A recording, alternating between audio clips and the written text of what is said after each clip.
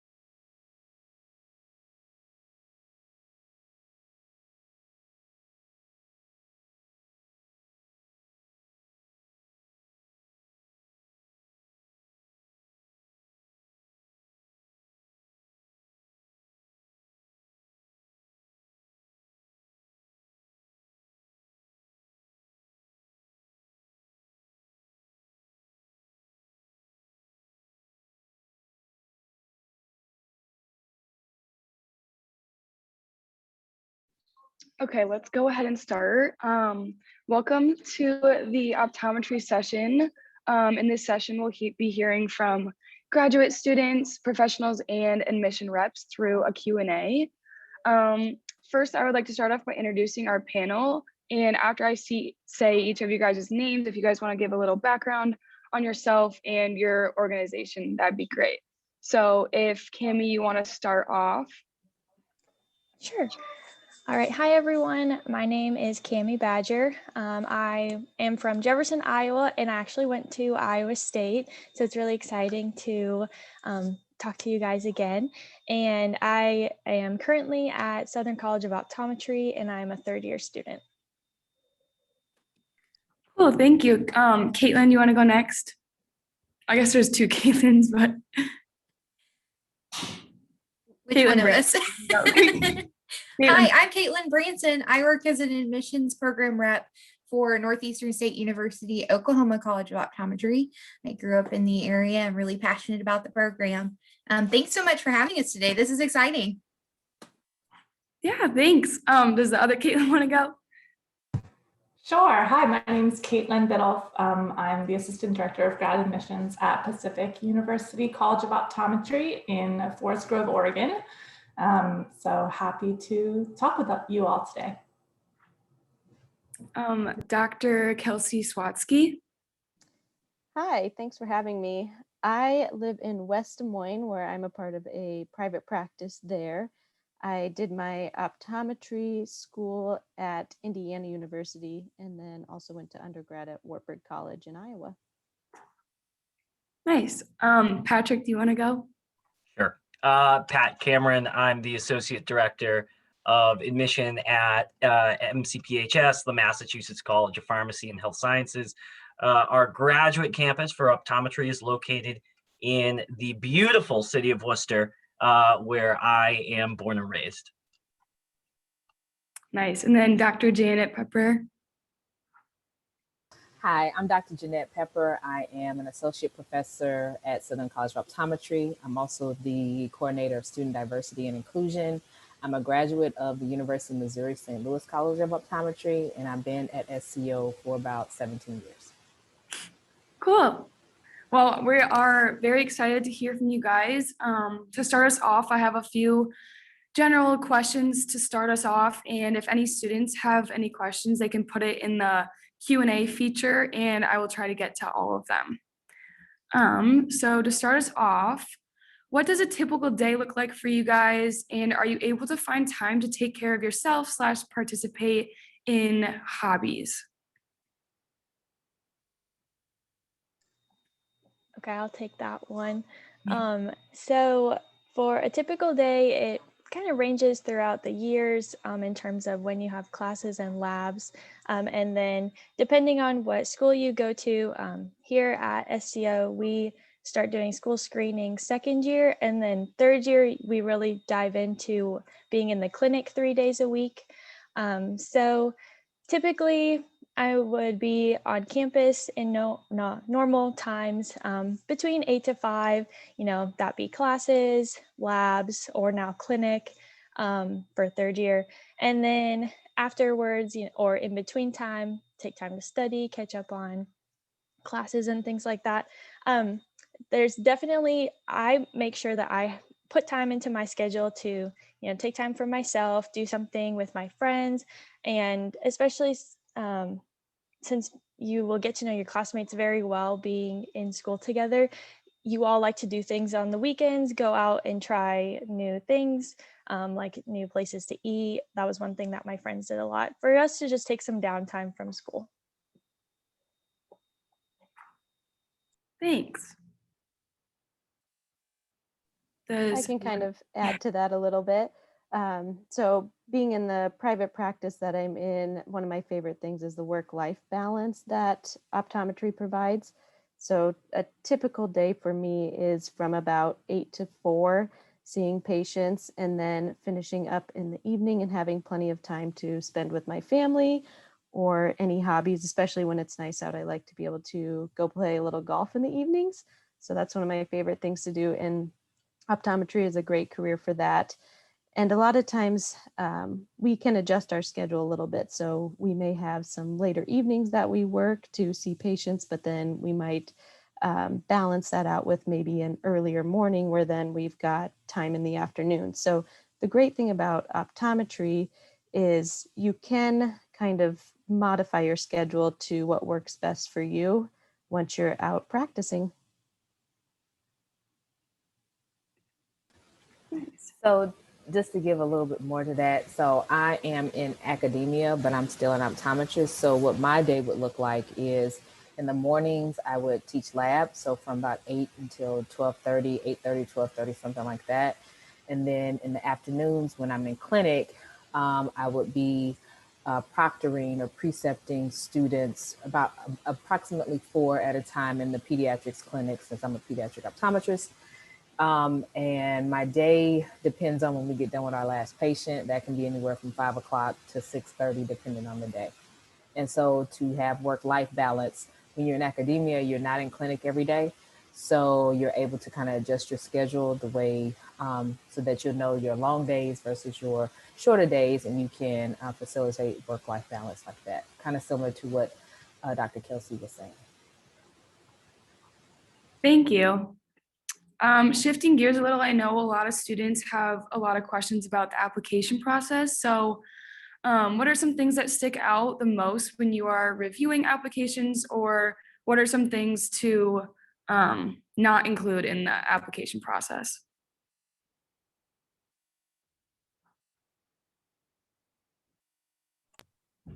Well, I think to really focus on things to include and some things to highlight, because things that there's a whole laundry list of things not to include in an application, and you don't really know what not to include until you see it, and it's like, maybe you shouldn't have included that in your app. But things to really include is to show your passion, and show why you want to be an optometrist, because that's something that admission committees really want to see. They want to know that, and that's a fantastic entry. Everything is fine. Everything is fine when you're applying to optometry school, but you want to show why you're getting into this, because at least speaking on behalf of our admissions committee, they want to know that they are going to be training individuals who are enthusiastic about the profession. I mean, of course, academics are really important. I mean, but you're also competing with other people who are really intelligent and also qualified. I think with respect to our program, what we like to see is like volunteer experience, that you've done plenty of shadowing, you've kind of gotten your feet wet within the profession. Maybe you've worked as a tech somewhere. Yeah, we want to see that you're passionate about it. You are going to eventually be a doctor and you're going to work with patients. So we need to see that you've got the heart for that. Okay, so that's all I've got. Nicholas, do you want to introduce yourself really fast to everyone?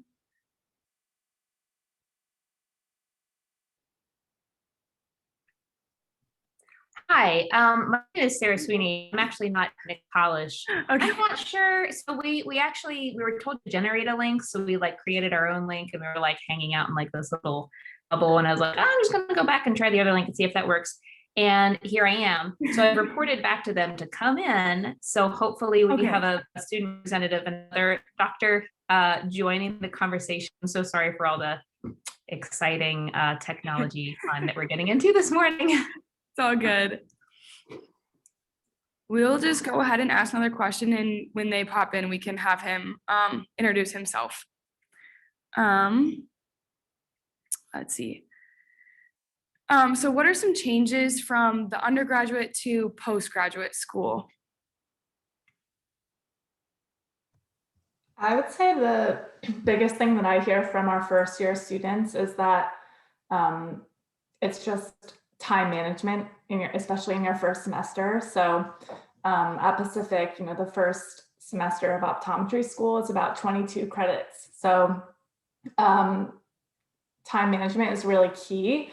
It's all coursework related to optometry. So hopefully it's really interesting. And I wouldn't say it's exceptionally more difficult than you're used to, but there's just more coursework and things to absorb. So definitely make sure that you have a good schedule going. And as Cami said before, definitely take time for yourself as well to make sure that you're not getting overwhelmed. But I think that's the biggest difference, is just the amount of credits you're taking. One thing I will say is I remember transitioning from undergrad to optometry school, and I wasn't a science major. So in undergrad, I was a psych major. So I was scared because I was going from a liberal arts college to our health professional school with all like science courses and stuff. And it's like 23 credit hours that first time you're up. The biggest difference for me was making sure I learn the material to learn it for future years to be a doctor versus learning it just to get the grade. That transition was a little different for me, but it took a little bit more time in my studies and stuff, not just because I had such a heavier course load, but I had to think about it so that I knew it, not so that I could just do well on my test.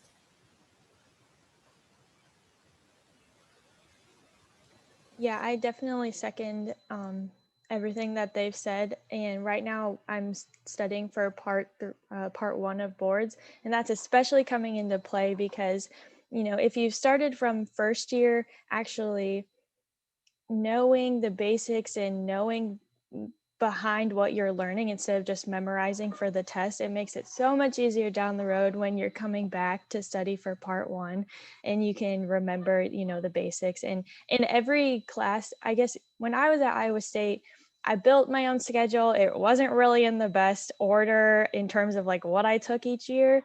So it didn't really make sense. And then when you get to school, here our schedule is built to build upon itself so that you learn the basics and you keep building every semester. So that was also a new thing for me, was like, oh, this is really important to take not only for this semester, but for next semester, and then even now for part 1. Yeah, those of you who just joined us, do you guys want to introduce your guys' selves? I can go first. So obviously, the other two who are here with me, we are from UMSL's College of Optometry. They are not Nicholas Polish. He's our director and he could not make it today. But I have Dr. Sarah Sweeney Dorman in the blue shirt and Dr. Coral Pucci in the plaid shirt. My name is Ryan. I work in the Office of Student Services. So I work alongside Nick and deal with anything that's related to the student services when it comes to applications, enrollment, scheduling, financial aid, hiring our student workers, pretty much revolving around anything that deals with the applicant from start to finish.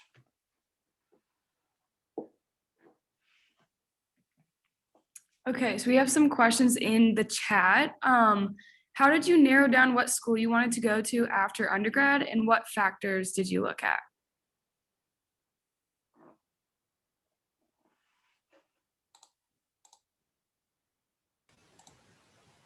Okay, so I don't want to be the only one talking. There's other docs here, but I'll start it off. But please, y'all, say something.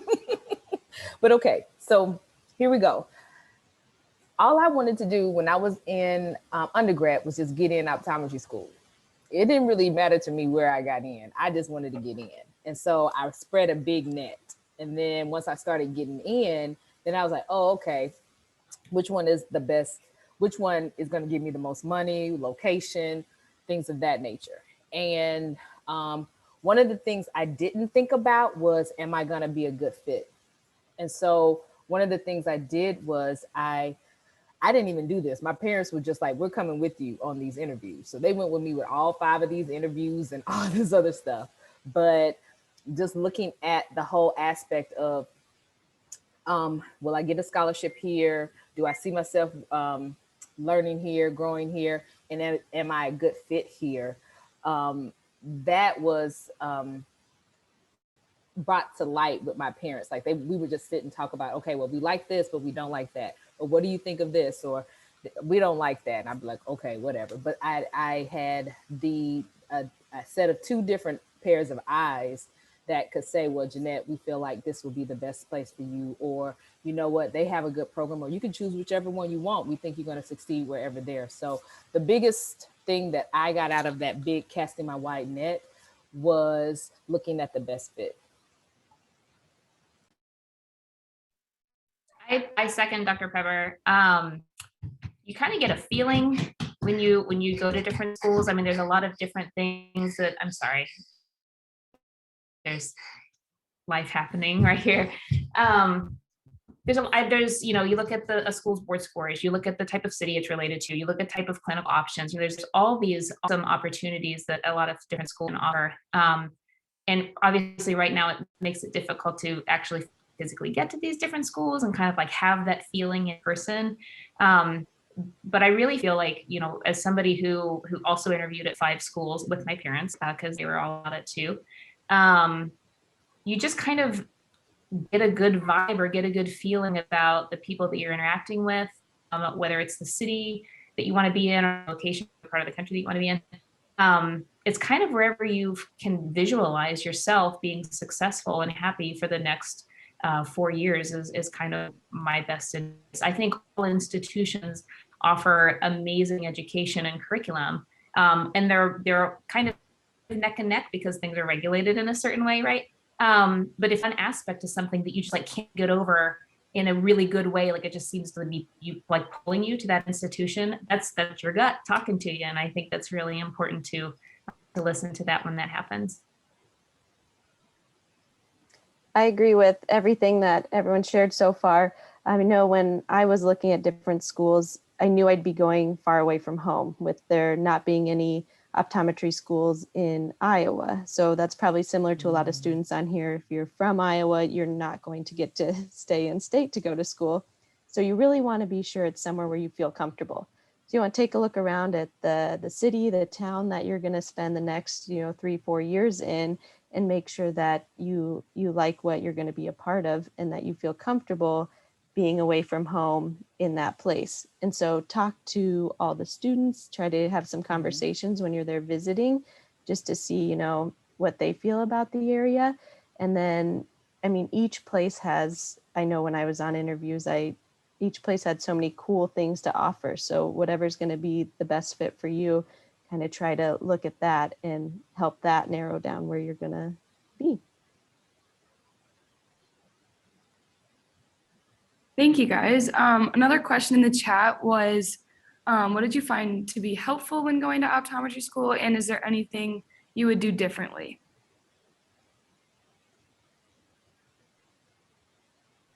When I was attending optometry school, and I think a lot of import should be placed on the academic learning and experience, but I found on the back side of the program when you left that some of the events you partake in, activities or assignments that are group work or building videos or doing something together that can seem tedious and time consuming and maybe not where you want to put your focus, ends up being a very rewarding experience. I remember having a project where I ended up walking through a grocery store and interviewing people who just about eyes. And I would walk up to people and amazing things that they were dealing with in their eye care that they were willing to share with an optometry student that at the time I thought was somewhat busy work. And I wanted to be working on studying for the final exams. But at the end of it, I took away so much from it. Or making videos with my peers. And it's a lot of fun. And now teaching at an institution, I have these assignments and get these reviews coming in that say, oh, I feel like this is somewhat busy work. And I know they feel that way as students, and you guys will too, going into optometry school. But from the back perspective of how much joy it brings you to look back at those things and how much you gain from having that experience is really wonderful and something I wish that I would have done more and cared more for at the time.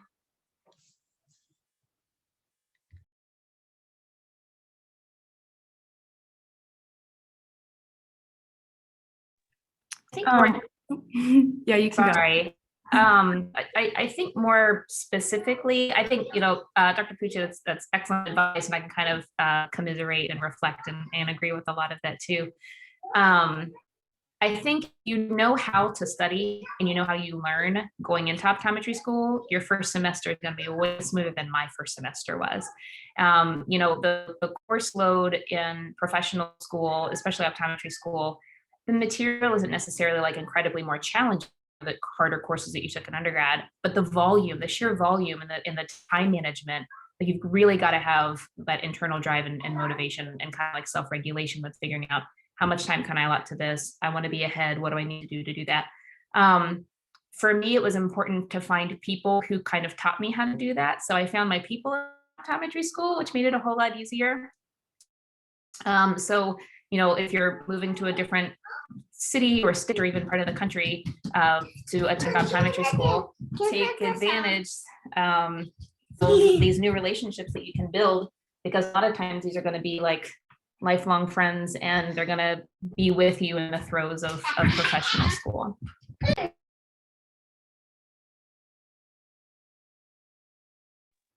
Yeah, thanks for sharing that. For the current optometrist, how did you manage your life financially after optometry school?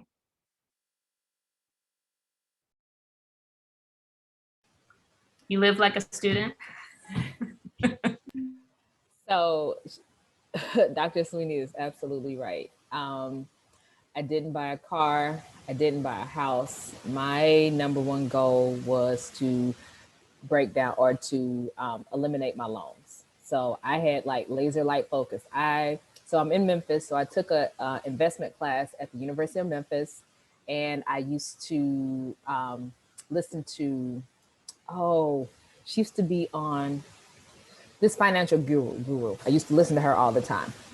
And so all I did was I paid off my loans. Like at SCO, they had a financial payback program for faculty. So each year they'll give you a set amount of dollars to pay back your loans. And then everything extra that I had went to my student loans and stuff. So I did live like a student for a while, but I paid my loans off early.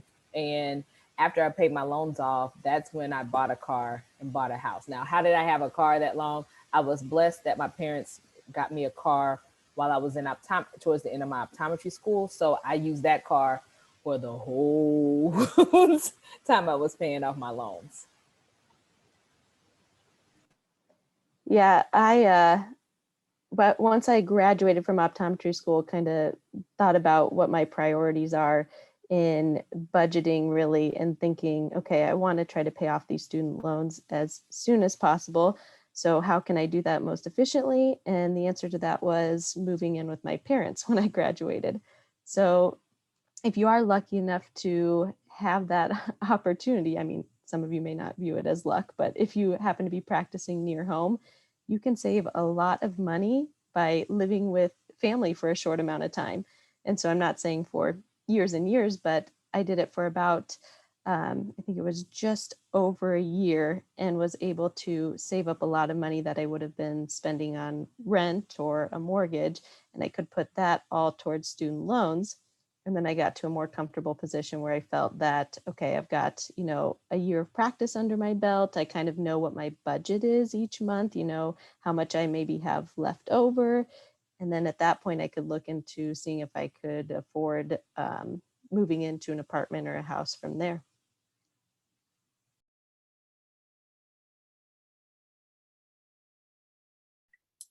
Is there something that you found or dislike, or something that seems really tedious, or something that you dislike about optometry, or about where you're at in life?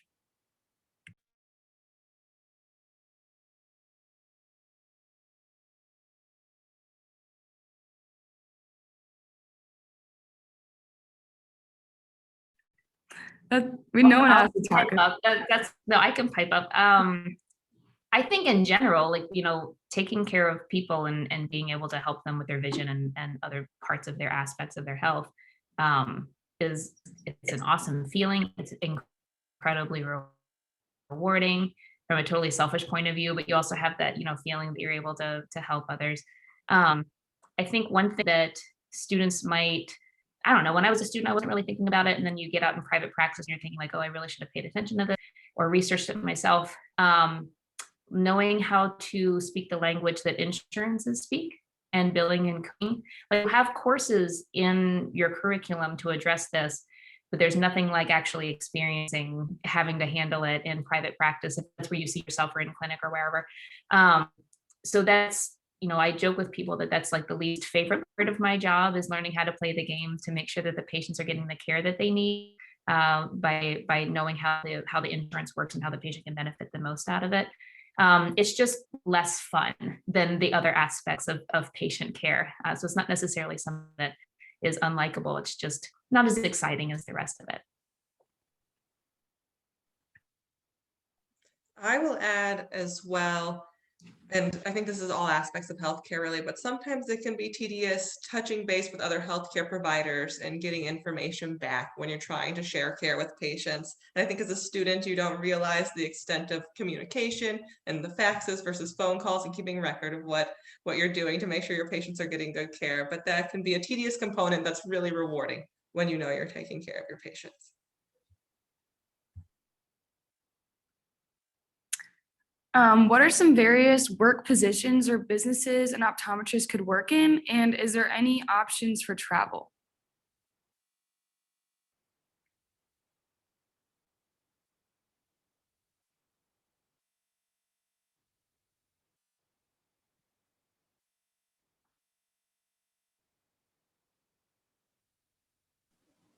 When I graduated school, I looked at a couple different, positions that you could work in as an optometrist.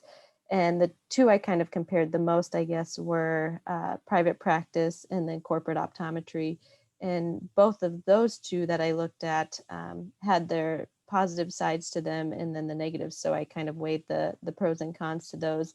But those were the two that I looked at most. And I know there's academia and lots of other things that you can do with optometry as well, which is kind of nice about the career is there's a multiple pathways you can take once you graduate optometry school. You know, if you're more interested in the research side of things, you can do more with research. If you're more interested in the clinical side of things, you know, you can spend every single day in clinic seeing patients and working on cases and things like that. So that is the really nice thing with optometry. So yeah, there are tons of different things you can do in optometry. So of course, that what Dr. Kelsey talked about, which was primary care and private practice, excuse me, and corporate optometry. But then there's also pediatrics and binocular vision, vision therapy, contact lens specialties, ocular disease specialties, vision rehab specialties. You can work in a VA setting, hospital setting, OD, MD practice. I'm not sure if there's a such thing as a traveling optometrist, like there is a traveling nurse. I'm not sure, but I will say that because I'm in academia and I'm a part of the admissions team, I travel a lot going to different schools and stuff, talking about optometry as a career. So that's my travel option. But I think it's what you make it. I know that there are docs that do mission work, so that they do a lot of traveling and stuff like that for either if they're doing mission work in the US, like RAM, remote area medical, or it might be like SFOSH, where it's Students Volunteer Optometric Services to Humanity, where a lot of our students go to either Caribbean countries such as Jamaica, Haiti, or in South and Central America, Honduras. Like one year I went to Nicaragua. We even had some students a long time ago go to Romania and do stuff or what have you. So there's so many different options and stuff out there for you. I have students now that want to go to Africa and do service work. So it's basically what you make it.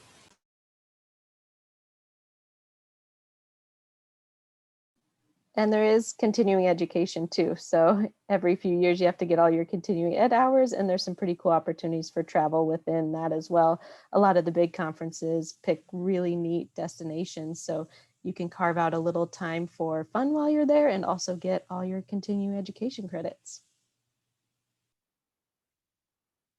Yeah, that's super interesting. How does optometry compare to medical school? How does the pathway look different from like undergrad to professional, and as well as like applying to the various schools?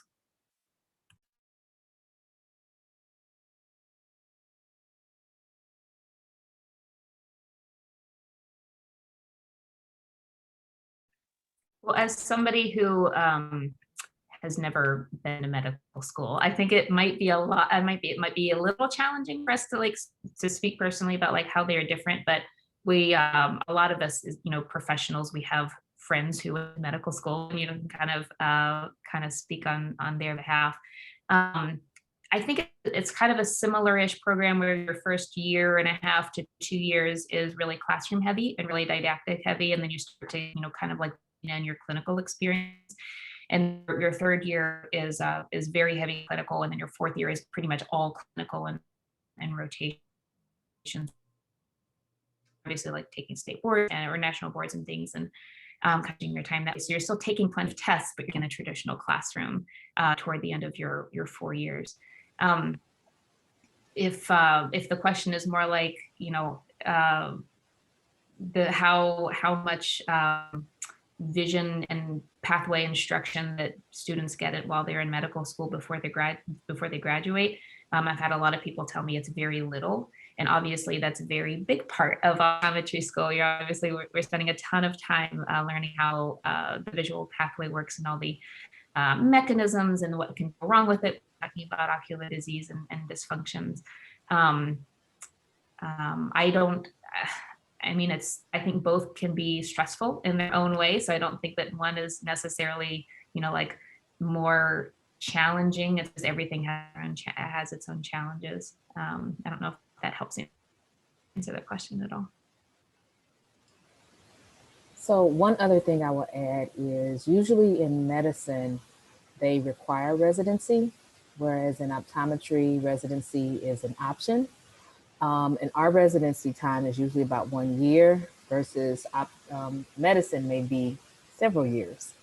But as far as the path to professional school, it's very similar. We need a year of biology, a year of chemistry, a year of physics, very similar to what you need for medicine. A big difference is the admissions test. So we have the optometry admissions test, the OAT. Medicine has the MCAT. And dentistry has the DAT. So very similar in the path to it. I know in optometry, most optometry schools require you to shadow an optometrist. I'm not sure how much shadowing is required in medicine or dentistry, but I know that it is a requirement for optometry school. You have to get a letter usually a letter of recommendation from a practicing optometrist. So that will be a big factor when you're doing your shadowing or working or what have you to get exposure to the career. So those are the major differences that I see thus far, but they're both challenging. They both require you to step up your game a little bit. Absolutely. And there's also, other things like direct patient care experience.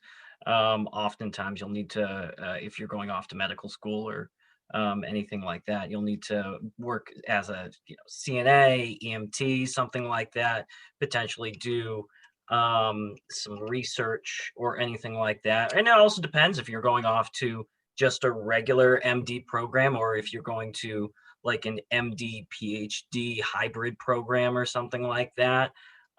It's important to do your research to whatever institutions that you're applying to. Yeah, and I'll just add one more thing because everyone else, I agree. This is what I do on a daily basis, especially with applicants coming in. But one thing that I always find, all the optometrists that I work with, they always tell an applicant, if you get the chance, work in a clinic. It could be a minor job. It could be, if you're working in the dispensary, if you're working with insurance, if you're working the front desk, or you end up becoming an optician or a technician. That's another way other than shadowing that really gives you a great sense of feeling if this is something you want to pursue, if it's something you're passionate about. And I've interviewed students I've had students who come on interview days that thought the medical profession was what they wanted to do. And when it came time for them to shadow, they didn't enjoy doing, 8 to 10 hours on their feet, almost no breaks. If it was surgery that they were interested in doing, it was just constant go, go, go. And a lot of it related to the time that they were able to have while separating work from a family. So if you have a family, optometry definitely gives a lot more of that flexibility to spend time. You're not working super late hours. You might at some clinics. I know our clinic that we have on our campus, Mondays and Wednesdays, we're open until like almost 9, but we're closed on the weekends. And we found that our patients enjoyed having those 2 later days because then they're not trying to rush or have to leave work, especially if they're a referral and they're maybe from right across the river in Illinois, or they're a little bit further south in Missouri for us. So yeah, that's one of the other takeaways from what I've heard from students who thought med school was going to be the way they went. They went and took the MCAT, and then they decided they shadowed optometry, worked in a clinic, and that's what they wanted to do. And just know that if you decide to go down that path, you already take that test. There are, I'll just speak for my school, but there might be some others that entrance exam, the MCAT, we will accept the MCAT. OAT is obviously still always preferred, but just know that there are options out there that if you start in one path and you decide to switch it, doing that research, I think like Patrick was saying, is definitely beneficial. Yeah, that's really good to know because I feel like a lot of students might not know that is an option. How did you guys find success studying and taking the OAT?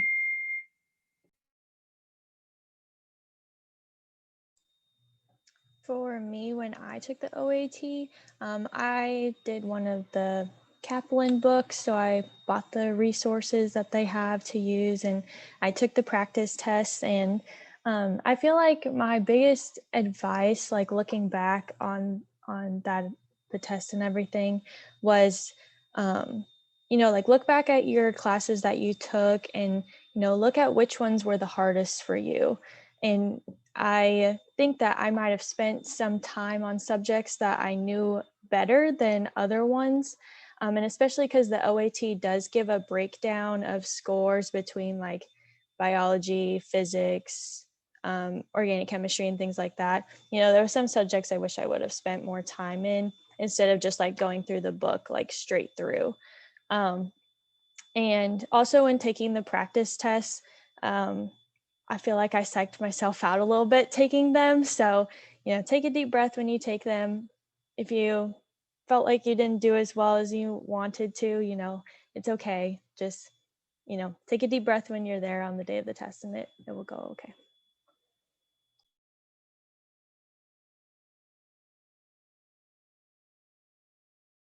Yeah, one of the things I hear from our students the most is that it's not necessarily that they feel like they know the material, but the time allotted to answer the questions is what can get tricky.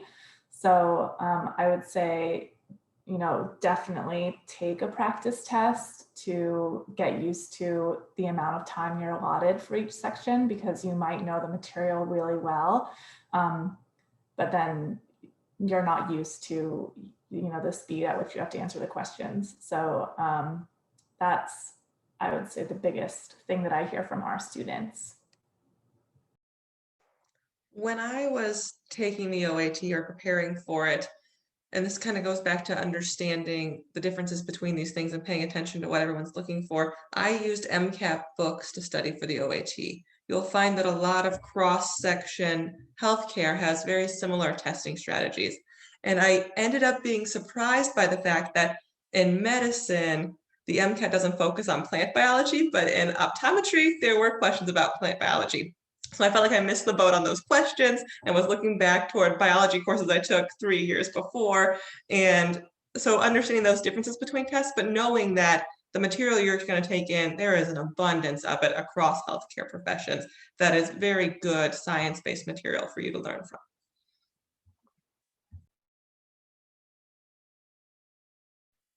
Another question from the students was, do you see the need for optometrists to increase or decline over the years?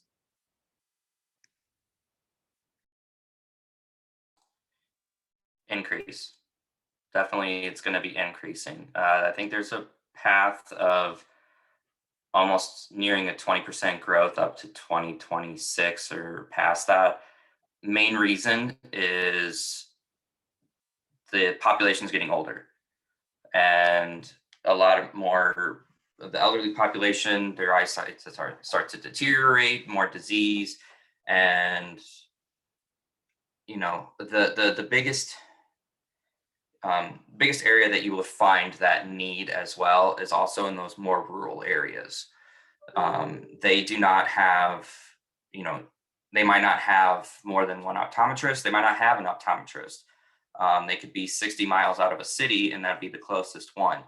So it could be someone who, has worked on a farm their whole life. As they're getting older, they've just always lived out there. But that's the projection to, as the population is getting older, plus there are older optometrists that are soon going to be retiring and not maybe wanting to work full time.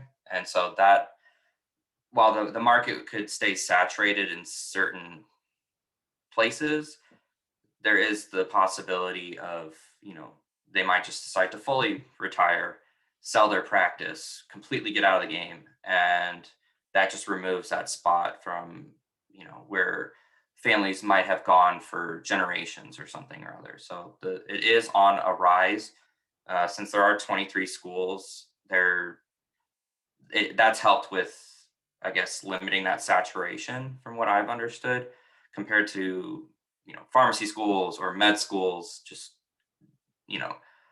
I don't want to make it seem like, it's just like kind of like an assembly line. You'll see students come in, then just doctors continually coming out, and then they have that issue of, well, there's 5 doctors in 2 city blocks, and finding patients becomes difficult. So while it's something, to think about, you don't need to think about it at first, but as you're getting through the program, that will help determine, maybe where you want to do your externship rotations, and possibly if, you could be from a small town, you want to go back, you might not. And another note on that, in Iowa, we have a really great optometric association that advocates a lot for the career. So they work really hard. And just recently, we expanded our scope of practice. So as optometrists now, we'll be able to do more in the clinic with injections and different treatments with patients. So it's really cool where the career is moving forward with just expanding what we can do. And then that allows us to, in the years to come, just play a bigger role in healthcare. So it's pretty amazing, and it's good things to look forward to, because we're going to be able to do a lot of neat stuff, especially here in Iowa. I agree, and would also like to say, for those of you applying to optometry programs, you probably have seen that other people don't quite understand optometry, and there's a big push across the nation to make sure that the public is exposed to what optometry really is and the importance of preventative healthcare, which we're moving toward as a whole in the healthcare community. So I have so many patients come in at 45, 50 years old for their first eye exam ever. And to realize those patients could have been coming in annually for their lifetime, how many doctors would be needed when the public understands the amount of preventative care that could be there for them. Really speaks to how many optometrists we could have. Yeah, starting to wrap it up a little bit, what advice would you give to your younger college age self?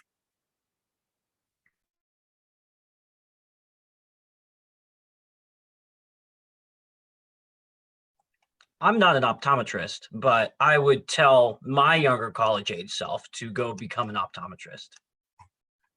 Not to be too cheesy.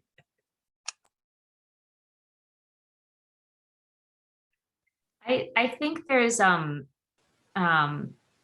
larger population in students who want to seek out degrees in the healthcare field, of kind of like having a personality of wanting to be helpful, wanting to achieve a certain level of education, and being able to exist as a pillar in communities and in healthcare. I think that there's also kind of like this personality that, you want to be the best, and it's competitive, and you can't fail, and everything needs to be like perfect, and that can make the whole experience incredibly stressful. But at the heart of it, we're scientists, right? So we're taking care of people as people taking care of people. So there's that human interaction part. And we're using, kind of like science to help us take care of people. So, instead of having that fear of like, oh, I don't want to do something that I don't know how to do because I'm going to get it wrong, or it's going to be a struggle, just go for it. And if it doesn't work out, do something different next time, so having the confidence to just try new things and shadow different situations, and kind of convince yourself that you don't know if you don't like it or like until you try it. Try it, and you never know when you're going to find something that really speaks to you and motivates you. And if you're motivated to anything, whether it's optometry or anything else in your life, you're going to be successful. You're going to be happy doing it. Optometry is somewhat of an all-encompassing career. Those of us in it love it, to the point where when I gather with my friends, I seem to be the topic of conversation almost constantly, and we're enjoying it. I would say to my younger undergrad self, and to those of you who are considering applying to an optometry program, if you're at the point where you're applying and you've done what you've done to get to this point, you already are a very successful person. And to give yourself credit for that, I would say, unrelated to optometry, do something to help yourself grow in a world outside of eye care, something fun or exciting as a person, because this eyes will be your life. If you love it as much as I do, and as much as I'm sure these panelists do, it's nice to have another factor of something that you're growing with as well, while you have the time to do it.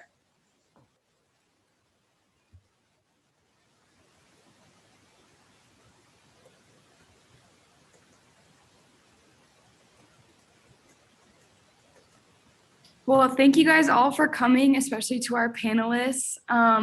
For students, you guys can go back to the website to see whatever next Zoom you guys want to join in. And I just want to again thank all of our panelists for coming. You guys gave great insight about the various things of optometry. Thanks for having us. Thank Thank you very much for Thank having you. us. Have a wonderful weekend, everyone. Bye now. Thank you. Bye.